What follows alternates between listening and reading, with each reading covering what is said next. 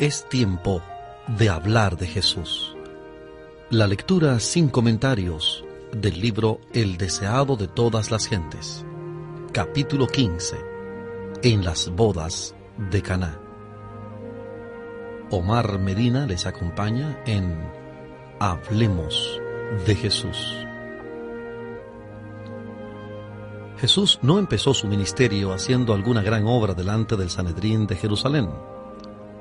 Su poder se manifestó en una reunión familiar celebrada en una pequeña aldea de Galilea, para aumentar el placer de una fiesta de bodas. Así demostró su simpatía por los hombres y su deseo de contribuir a su felicidad. En el desierto de la tentación, él mismo había bebido la copa de la desgracia, y de allí salió para dar a los hombres la copa de la bendición, de su bendición que había de santificar las relaciones de la vida humana. Desde el Jordán, Jesús había regresado a Galilea. Debía celebrarse un casamiento en Caná, pequeño pueblo no lejano de Nazaret. Las partes contrayentes eran parientes de José y María, y Jesús, teniendo conocimiento de esa reunión familiar, fue a Caná, y con sus discípulos fue invitado a la fiesta. Allí volvió a encontrarse con su madre, de la cual había estado separado desde hacía cierto tiempo. María había oído hablar de la manifestación hecha a orillas del Jordán en ocasión de su bautismo. Las noticias habían sido llevadas a Nazaret y le habían hecho recordar las escenas que durante tantos años había guardado en su corazón. En común con todo Israel, María quedó profundamente conmovida por la misión de Juan el Bautista. Bien recordaba ella la profecía hecha en ocasión de su nacimiento. Ahora la relación que había tenido con Jesús volvía a encender sus esperanzas. Pero también le habían llegado noticias de la partida misteriosa de Jesús al desierto y le habían oprimido presentimientos angustiosos. Desde el día en que oyera el anuncio del ángel en su hogar de Nazaret, María había atesorado toda evidencia de que Jesús era el Mesías. Su vida de mansedumbre y abnegación le aseguraba que él no podía ser otro que el enviado de Dios. Sin embargo, también a ella le asaltaban dudas y desilusiones, y anhelaba el momento de la revelación de su gloria. La muerte la había separado de José, quien había compartido con ella el conocimiento del misterio del nacimiento de Jesús. Ahora no había nadie a quien pudiese confiar sus esperanzas y temores. Los últimos 2 meses habían sido de mucha tristeza. Ella había estado separada de Jesús, en cuya simpatía hallaba consuelo. Reflexionaba en las palabras de Simeón: una espada traspasará tu alma. Lucas 2:35. Lucas 2:35. Recordaba los 3 días de agonía durante los cuales pensaba que había perdido para siempre a Jesús, y con ansioso corazón anhelaba su regreso. En el festín de bodas le encontró. Era el mismo hijo tierno y servicial. Sin embargo, no era el mismo. Su rostro había cambiado. Llevaba los rastros de su conflicto en el desierto, y una nueva expresión de dignidad y poder daba evidencia de su misión celestial. Le acompañaba un grupo de jóvenes, cuyos ojos le seguían con reverencia y quienes le llamaban maestro. Estos compañeros relataron a María lo que habían visto y oído en ocasión del bautismo y en otras partes, y concluyeron declarando: hemos hallado aquel de quien escribió Moisés en la ley y los profetas. Juan 1:45. Juan 1:45. Al reunirse los convidados, muchos parecían preocupados por un asunto de interés absorbente. Una agitación reprimida parecía dominar a la compañía. Pequeños grupos conversaban en voz baja, pero con animación y miradas de admiración se dirigían hacia el Hijo de María. Al oír María el testimonio de los discípulos acerca de Jesús, la alegró la seguridad de que las esperanzas que alimentara durante tanto tiempo no eran vanas. Sin embargo, ella habría sido más que humana si no se hubiese mezclado con su santo gozo un vestigio del orgullo natural de una madre amante. Al ver cómo las miradas se dirigían a Jesús, ella anheló verle probar a todos que era realmente el honrado de Dios. Esperaba que hubiese oportunidad de realizar un milagro delante de todos. En aquellos tiempos era costumbre que las festividades matrimoniales durasen varios días. En esta ocasión, antes que terminara la fiesta, se descubrió que se había agotado la provisión de vino. Este descubrimiento ocasionó mucha perplejidad y pesar. Era algo inusitado que faltase el vino en las fiestas, pues esta carencia se habría interpretado como falta de hospitalidad. Como pariente de las partes interesadas, María había ayudado en los arreglos hechos para la fiesta, y ahora se dirigió a Jesús diciendo: «Vino no tienen». Estas palabras eran una sugestión de que él podría suplir la necesidad. Pero Jesús contestó: «¿Qué tengo yo contigo, mujer? Aún no ha venido mi hora». Esta respuesta, por brusca que nos parezca, no expresaba frialdad ni falta de cortesía. La forma en que se dirigió el Salvador a su madre estaba de acuerdo con la costumbre oriental. Se empleaba con las personas a quienes se deseaba demostrar respeto. Todo acto de la vida terrenal de Cristo estuvo en armonía con el precepto que él mismo había dado: honra a tu padre y a tu madre.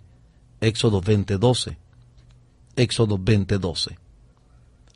En la cruz, en su último acto de ternura hacia su madre, Jesús volvió a dirigirse a ella de la misma manera al confiarla al cuidado de su discípulo más amado. Tanto en la fiesta de bodas como sobre la cruz, el amor expresado en su tono, mirada y modales interpretó sus palabras.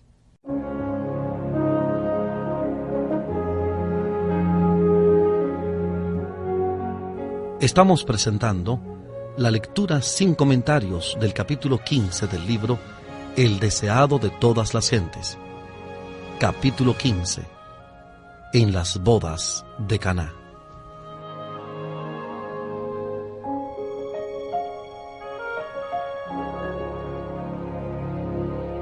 En ocasión de su visita al templo en su niñez, al revelársele el misterio de la obra que había de llenar su vida, Cristo había dicho a María: ¿no sabías que en los negocios de mi Padre me conviene estar? Lucas 2:49. Lucas 2:49. Estas palabras fueron la nota dominante de toda su vida y ministerio. Todo lo supeditaba a su trabajo, la gran obra de redención que había venido a realizar en el mundo. Ahora repitió la lección.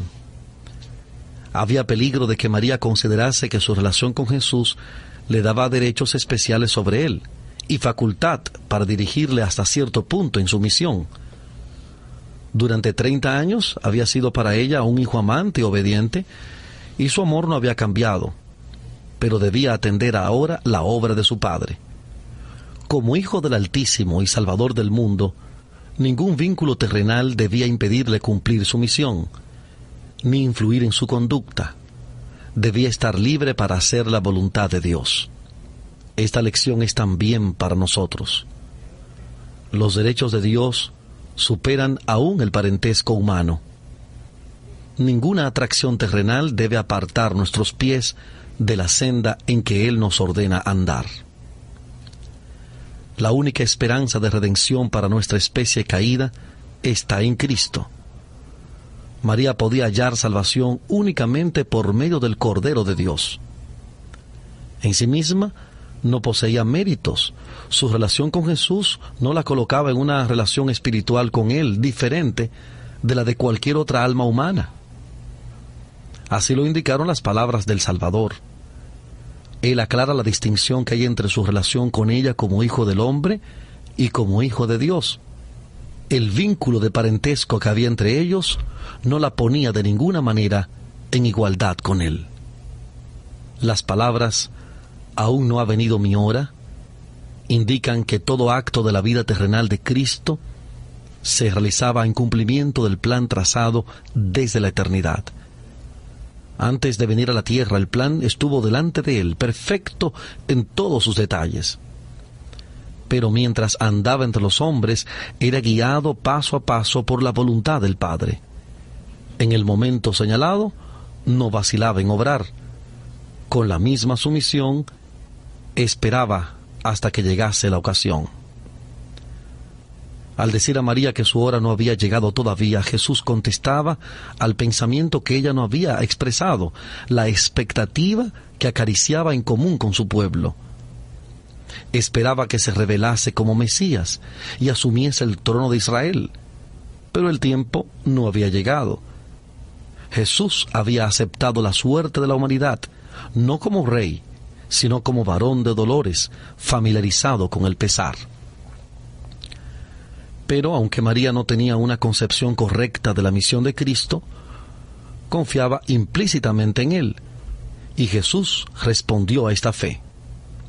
El primer milagro fue realizado para honrar la confianza de María y fortalecer la fe de los discípulos. Estos iban a encontrar muchas y grandes tentaciones a dudar. Para ellos, las profecías habían indicado fuera de toda controversia que Jesús era el Mesías. Esperaban que los dirigentes religiosos le recibiesen con una confianza aún mayor que la suya.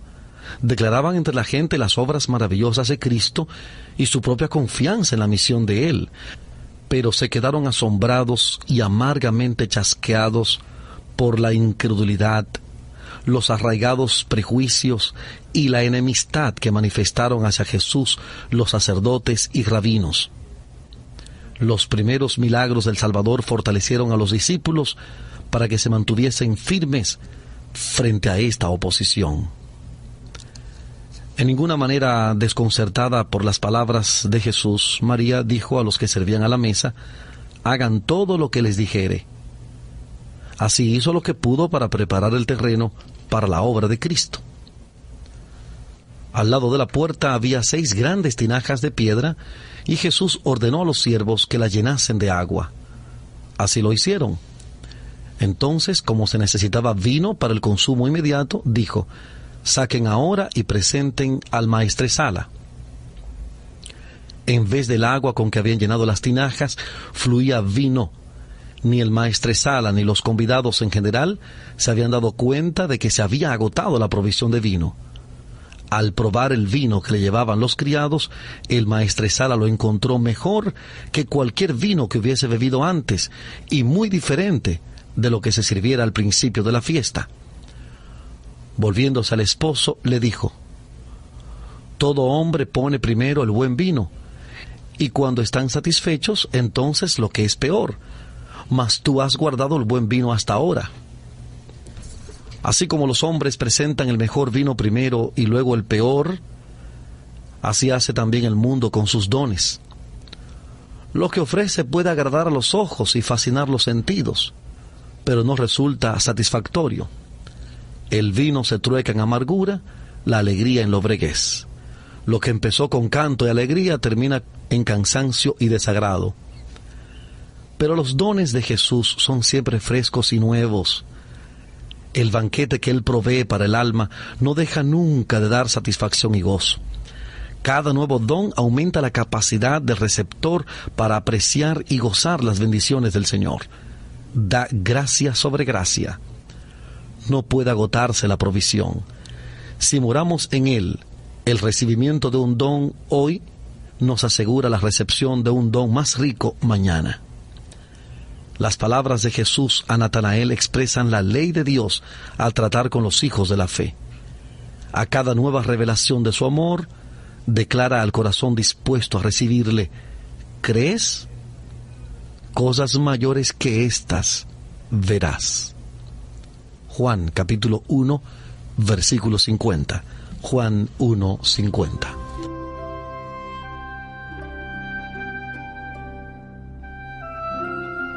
Estamos presentando la lectura sin comentarios del capítulo 15 del libro El deseado de todas las gentes. Capítulo 15.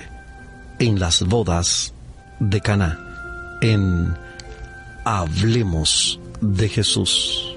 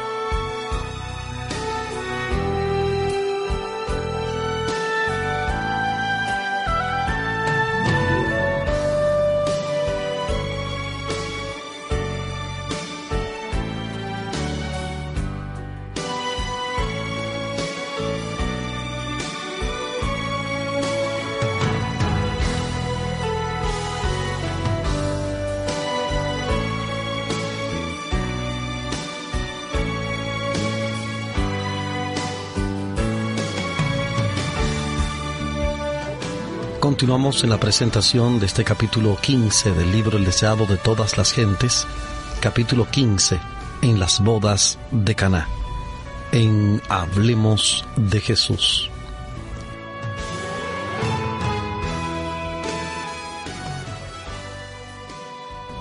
El don de Cristo en el festín de bodas fue un símbolo. El agua representaba el bautismo en su muerte, el vino, el derramamiento de su sangre por los pecados del mundo. El agua con que llenaron las tinajas fue traída por manos humanas, pero solo la palabra de Cristo podía impartirle la virtud de dar vida. Así sucedería con los ritos que iban a señalar la muerte del Salvador. Únicamente por el poder de Cristo, obrando por la fe, es como tienen eficacia para alimentar el alma. La palabra de Cristo proporcionó una amplia provisión para la fiesta. Así de abundante es la provisión de su gracia para borrar las iniquidades de los hombres y para renovar y sostener el alma. En el primer banquete al cual asistió con sus discípulos, Jesús les dio la copa que simbolizaba su obra en favor de su salvación. En la última cena se la volvió a dar, en la institución de aquel rito sagrado por el cual su muerte había de ser conmemorada hasta que volviera. Primera de Corintios 11:26. Primera de Corintios 11:26.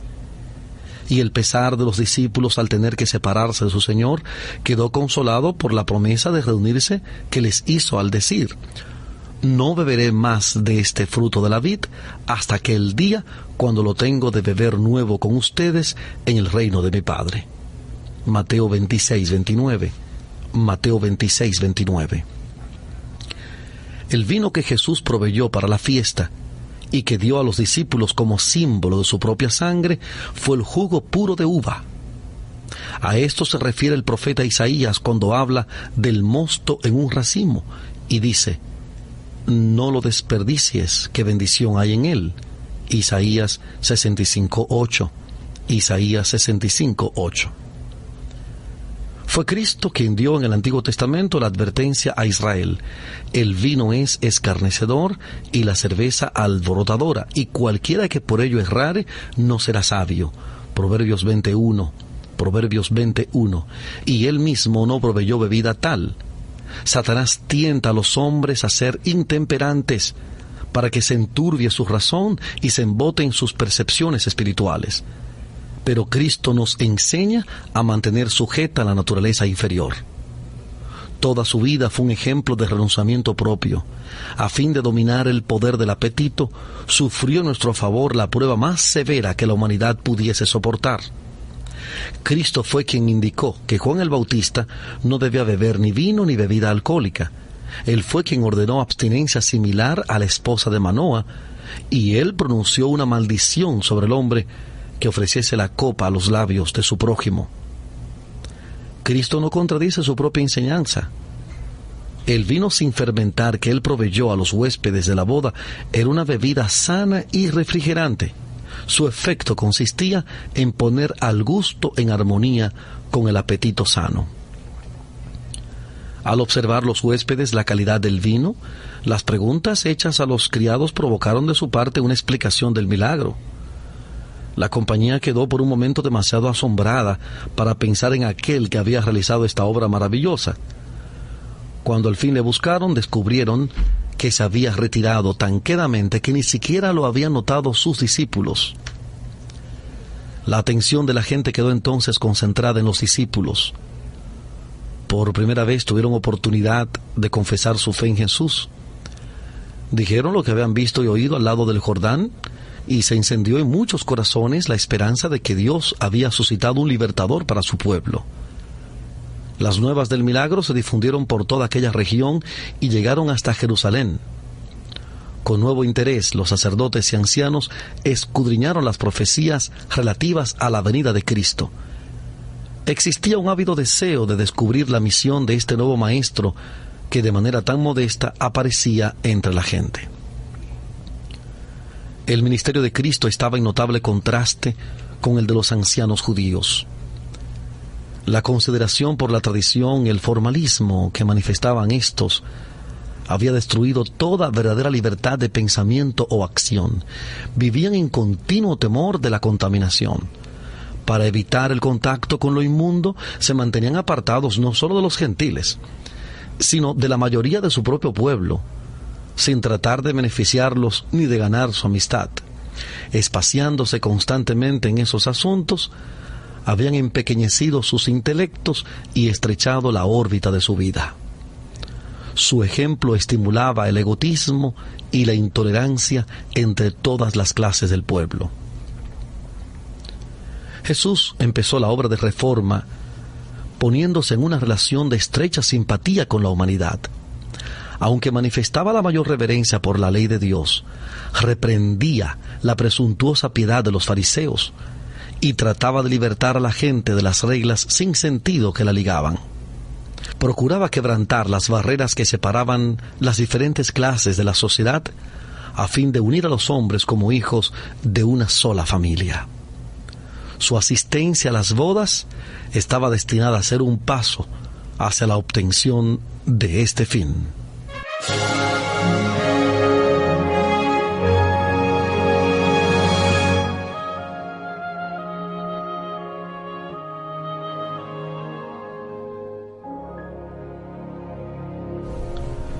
Dios había indicado a Juan el Bautista que morase en el desierto a fin de mantenerlo escudado contra la influencia de los sacerdotes y rabinos y prepararlo para una misión especial.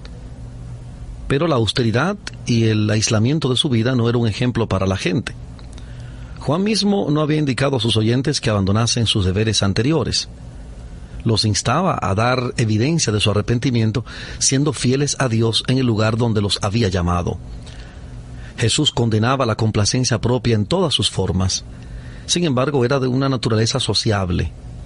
Aceptaba la hospitalidad de todas las clases, visitaba los hogares de los ricos y de los pobres, de los sabios y de los ignorantes, y trataba de elevar sus pensamientos de los asuntos comunes de la vida a cosas espirituales y eternas. No autorizaba la disipación, ni una sombra de liviandad mundanal manchó su conducta. Sin embargo, hallaba placer en las escenas de felicidad inocente, y con su presencia sancionaba las reuniones sociales. Una boda entre los judíos era una ocasión impresionante, y el gozo que se manifestaba en ella no desagradaba al Hijo del Hombre.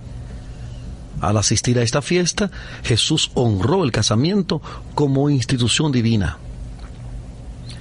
Tanto en el Antiguo como en el Nuevo Testamento, la relación matrimonial se emplea para representar la unión tierna y sagrada que existe entre Cristo y su pueblo. En el pensar de Cristo, la alegría de las festividades de bodas simbolizaba el regocijo de aquel día en que Él llevará a la esposa a la casa del Padre. Y los redimidos juntamente con el Redentor se sentarán a la cena de las bodas del Cordero. Él dice, de la manera que el novio se regocija sobre la novia, así tu Dios se regocijará sobre ti. Ya no serás llamada dejada, sino que serás llamada mi deleite, en el original. Porque Jehová se deleita en ti. Jehová se gozará sobre ti con alegría, callará de amor, se regocijará sobre ti con cantar. Isaías 62, 5 y 4 y Sofonías 3, 17. Isaías 62, 5 y 4 y Sofonías 3, 17. Cuando la visión de las cosas celestiales fue concedida a Juan, el apóstol, escribió: y oí como la voz de una grande compañía, y como el ruido de muchas aguas, y como la voz de grandes truenos que decía: Aleluya, porque reinó el Señor nuestro Dios Todopoderoso. Gocémonos y alegrémonos, y démosle gloria, porque son venidas las bodas del Cordero, y su esposa se ha aparejado. Bienaventurados los que son llamados a la cena del Cordero. Apocalipsis, capítulo 19, versículos 6 al 8. Apocalipsis 19, 6 al 8. Jesús veía en toda alma un ser que debía ser llamado a su reino. Alcanzaba el corazón de la gente yendo entre ella como quien desea su bien. La buscaba en las calles, en las casas privadas, en los barcos, en la sinagoga, a orillas del lago, en la fiesta de bodas. Se encontraba con ella en sus ocupaciones diarias y manifestaba interés en sus asuntos seculares. Llevaba sus instrucciones hasta la familia, poniéndola en el hogar bajo la influencia de su presencia divina. Su intensa simpatía personal le ayudaba a ganar los corazones. Con frecuencia se dirigía a las montañas para orar en la soledad, pero esto era en preparación para su trabajo entre los hombres en la vida activa. De esas ocasiones salía para aliviar a los enfermos, instruir a los ignorantes y romper las cadenas de los cautivos de Satanás. Fue por medio del contacto y la asociación personales como Jesús preparó a sus discípulos. A veces les enseñaba sentado entre ellos en la ladera de la montaña, a veces a la orilla del mar, o andando con ellos en el camino, les revelaba los misterios del reino de Dios. No sermoneaba como hacen los hombres hoy. Donde quiera que hubiese corazones abiertos para recibir el mensaje divino, revelaba las verdades del camino de salvación. No ordenaba a sus discípulos que hiciesen esto o aquello, sino que decía: sigan en pos de mí. En sus viajes por el campo y las ciudades los llevaba consigo a fin de que pudiesen ver cómo enseñaba él a la gente. Vinculaba su interés con el suyo y ellos participaban en la obra con él. El ejemplo de Cristo al vincularse con los intereses de la humanidad debe ser seguido por todos los que predican su palabra y por todos los que han recibido el evangelio de su gracia. No hemos de renunciar a la comunión social. No debemos apartarnos de los demás. A fin de alcanzar a todas las clases, debemos tratarlas donde se encuentren. Rara vez nos buscarán por su propia iniciativa. No solo desde el púlpito han de ser los corazones humanos conmovidos por la verdad divina. Hay otro campo de trabajo, más humilde tal vez, pero tan plenamente promisorio. Se halla en el hogar de los humildes y en la mansión de los encumbrados, junto a la mesa hospitalaria y en las reuniones de inocente placer social. Como discípulos de Cristo, no nos mezclaremos con el mundo simplemente por amor al placer o para participar de sus locuras. Un trato tal no puede sino traer perjuicios. Nunca debemos sancionar el pecado por nuestras palabras o nuestros hechos, nuestro silencio o nuestra presencia. Donde quiera que vayamos debemos llevar a Jesús con nosotros y revelar a otros cuán precioso es nuestro Salvador. Pero los que procuran conservar su religión ocultándola entre paredes pierden preciosas oportunidades de hacer bien. Mediante las relaciones sociales, el cristianismo se pone en contacto con el mundo. Todo aquel que ha recibido la iluminación divina debe alumbrar la senda de aquellos que no conocen la luz de la vida. Todos debemos llegar a ser testigos de Jesús. El poder social, santificado por la gracia de Cristo, debe ser aprovechado para ganar almas para el Salvador. Vea el mundo que no estamos egoístamente absortos en nuestros propios intereses, sino que deseamos que otros participen de nuestras bendiciones y privilegios. Dejémosle ver que nuestra religión no nos hace faltos de simpatía ni exigentes. Sirvan como Cristo sirvió, para beneficio de los hombres, todos aquellos que profesan haberle hallado. Nunca debemos dar al mundo la impresión falsa de que los cristianos son un pueblo lóbrego y carente de dicha. Si nuestros ojos están fijos en Jesús, veremos un Redentor compasivo y percibiremos luz de su rostro. Donde quiera reine su espíritu, morará la paz. Habrá también gozo, porque habrá una serena y santa confianza en Dios. Los que siguen a Jesús le agradan cuando muestran que, aunque humanos, son partícipes de la naturaleza divina. No son estatuas, sino hombres y mujeres vivientes. Su corazón, refrigerado por los rocíos de la gracia divina, se abre y expande bajo la influencia del sol de justicia. Reflejan sobre otros, en obras iluminadas por el amor de Cristo, la luz que resplandece sobre ellos mismos.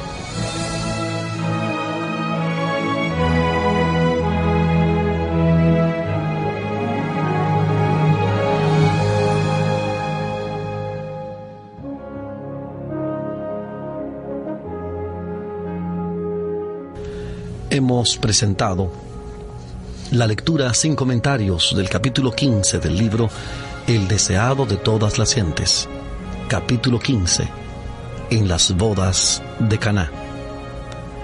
Este capítulo está basado en el Evangelio según San Juan, capítulo 2, versículos 1 al 11. Evangelio de Juan, capítulo 2, versículos 1 al 11. Hablemos de Jesús. Omar Medina les agradece la fina gentileza de la atención dispensada. Que Dios les bendiga.